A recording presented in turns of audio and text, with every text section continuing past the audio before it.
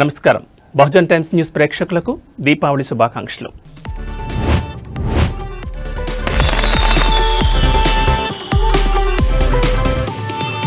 సంస్కృతంలో దీపావళి అంటే దీపాల వరుస అని అర్థం.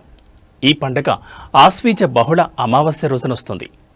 దీపావళి పండుగకు అత్యంత ముఖ్యమైన కారణం ఇది చీకటిపై కాంతి మరియు చెడుపై మంచి సాధించిన విజయానికి ప్రతీక.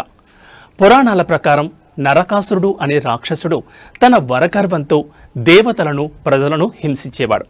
అతడి ఆగడాలు శృతిమించడంతో శ్రీకృష్ణుడు తన భార్య సత్యభామ సహకారంతో అతన్ని సంహరించాడు. నరకాసురుడి పీడ విరగడై లోకానికి శాంతి లభించిన సంతోషంతో ప్రజలు దీపాలు వెలిగించి సంబరాలు చేసుకున్నారు. నరకాసురుడు మరణించిన రోజున నరక చతుర్దశిగా, ఆ మరుసటి రోజు అమావాస్యను దీపావళిగా జరుపుకుంటారు. ఉత్తర భారతదేశంలో దీపావళిని రాముడి విజయానికి గుర్తుగా కూడా భావిస్తారు. రావణుణ్ణి సంహరించి 14 సంవత్సరాల అరణ్యవాసం పూర్తి చేసుకున్న శ్రీరాముడు సీతా లక్ష్మణ సమేతంగా అయోధ్యకు తిరిగి వచ్చిన రోజు ఇది.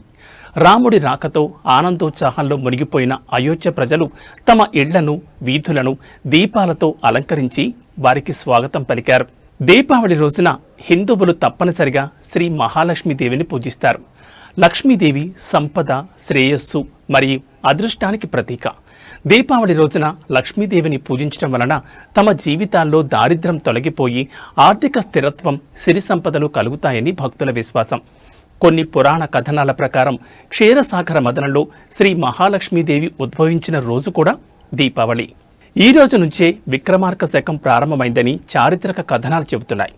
విష్ణుమూర్తి వామనుడి అవతారంలో వచ్చి బలిచక్రవర్తిని పాతాళానికి పంపిన రోజు కూడా ఇదే అని అంటారు. ఉత్తరాది వ్యాపారులు దీపావళి రోజును కొత్త సంవత్సరంగా భావించి లక్ష్మీ పూజ చేసి కొత్త ఖాతా పుస్తకాలను తెరుస్తారు.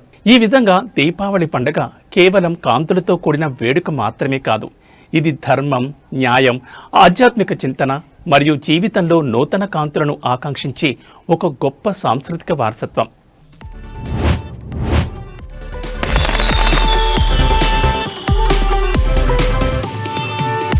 చూశారుగా, ఇది దీపావళి స్పెషల్ స్టోరీ.